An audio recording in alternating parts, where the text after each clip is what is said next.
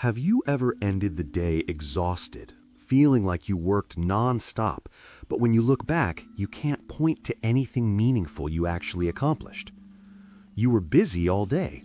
Meetings, emails, tasks, conversations, constant motion. But busy doesn't mean productive. In fact, busyness is often the enemy of productivity. It's a trap that makes you feel like you're working hard while actually preventing you from doing work that matters. Today, we're going to expose the difference between being busy and being productive and show you exactly how to escape the busyness trap and start accomplishing what actually moves your life forward. By the end of this video, you'll know how to work less but achieve more. Let's start by understanding what busyness really is. Busyness is activity without purpose. It's motion without progress. It's doing things that feel productive but don't actually move you towards your goals. Here's what busyness looks like. Checking email 20 times a day. Attending meetings with no clear outcome. Responding to every message immediately. Organizing your desk for the third time this week. Reading articles you'll never reply. Scrolling through social media for work research, making to-do lists instead of doing the tasks. All of these create the feeling of work without the results of work. And here's why busyness is so dangerous. It feels productive. Your brain confuses motion with progress. You're doing things, so you must be accomplishing things, right? Wrong. At the end of a busy day, you're exhausted, but you haven't moved any important projects forward. You haven't created anything valuable. You haven't solved any significant problems. You've just been busy. This is what separates truly productive people from chronically busy people. Busy people fill time. Productive people create results. Busy people react to urgency. Productive people focus on importance. Busy people work harder. Productive people work smarter. The first step to escaping busyness is recognizing it for what it is, a trap disguised as productivity. If busyness is so ineffective, why do we do it? Because busyness serves psychological needs that productivity doesn't. Reason 1, busyness feels safe. Real productivity requires focus on important work. Important work is often difficult, uncertain, and uncomfortable. Busyness lets you avoid that discomfort while still feeling like you're working. Reason 2, busyness provides instant gratification. Checking off small tasks give quick dopamine hits. Finishing an email, organizing a folder, responding to a message, each provides immediate satisfaction. Important work takes hours or days before you see results. Your brain prefers the instant reward. Reason 3, busyness is socially acceptable. When someone asks, "How are you?" and you say, "Busy," you get sympathy and respect. Busy equals important. Busy equals valuable. Busy equals successful. Except it doesn't. Reason 4, busyness avoids responsibility. If you're constantly busy with urgent tasks, you have a built-in excuse for not making progress on important goals. I would work on my business, but I'm too busy with my job. Busyness becomes a shield against accountability. Reason 5, busyness fills the void. Many people are afraid of stillness, of space, of being alone with their thoughts. Busyness fills that void. It distracts you from bigger questions about meaning, purpose, and whether you're living the life you actually want. Understanding these psychological drivers is crucial. You can't change what you don't understand. Once you see why you choose busyness, you can start choosing productivity instead. To escape busyness, you need a framework for distinguishing what actually matters from what merely feels urgent. The Eisenhower Matrix divides all tasks into 4 categories. Quadrant 1, urgent and important. Crises, deadlines, emergencies. These demand immediate attention. Examples: medical emergency, broken car, deadline tomorrow, critical client issue. These tasks you must do immediately.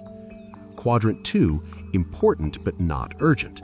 Strategic work that moves your life forward but has no immediate deadline. Examples: planning, relationship building, exercise, learning, working on long-term goals, prevention. This is where productivity lives. This is where real progress happens. But because these tasks aren't urgent, they're easy to postpone, and most people do. Quadrant 3, urgent but not important. Things that demand immediate attention but don't actually matter to your goals. Examples: most emails, most phone calls, interruptions, other people's priorities. This is the busyness trap. These tasks feel important because they're urgent, but they don't move your life forward. Quadrant 4, neither urgent nor important. Distractions, time wasters, mindless activities. Examples: excessive social media, binge watching TV, gossip, busy work. Pure waste. Eliminate these entirely. Here's the key insight. Busy people live in quadrants 1 and 3, constantly reacting to urgency. Productive people live in quadrant 2, focusing on what's important before it becomes urgent. The secret to productivity is spending as much time as possible in quadrant 2. Now that you understand the difference between being busy and productive, here's how to prioritize effectively. Strategy 1, the rule of 3. Every day, identify the 3 most important tasks that will move your goals forward. Not 20 tasks, not a massive to-do list, 3. Complete these 3 before anything else. If you finish them, the day is a success regardless of what else happens. Strategy 2, the 80-20 principle. 80% of your results come from 20% of your efforts. Identify which activities produce the most value. Do more of those, eliminate the rest. Ask constantly, is this task in the valuable 20% or the wasteful 80%? Strategy 3, time blocking. Schedule specific blocks of time for important work, quadrant 2. Treat these blocks like unmissable appointments. Protect them fiercely from interruptions. Strategy 4, the to-list method. Write down 25 things you want to accomplish. Circle your top 5. The top 5 are your priorities. The other 20, actively avoid them until the top 5 are done. This forces ruthless prioritization. Strategy 5, ask the focusing question. What's the one thing I could do today such that by doing it, everything else would become easier or unnecessary? This question cuts through noise and identifies the highest leverage action. Strategy 6, schedule busy work separately. Don't eliminate emails, messages, and administrative tasks entirely. Batch them. Set specific times. I check email at 11 a.m. and 4 p.m. That's it. This prevents reactive busyness from hijacking your entire day. Productivity isn't about doing more. It's about doing what matters. Busyness is a choice, and it's time to choose differently. You can stay busy, filling your days with endless tasks, meetings, and distractions, and end each week exhausted with nothing to show for it.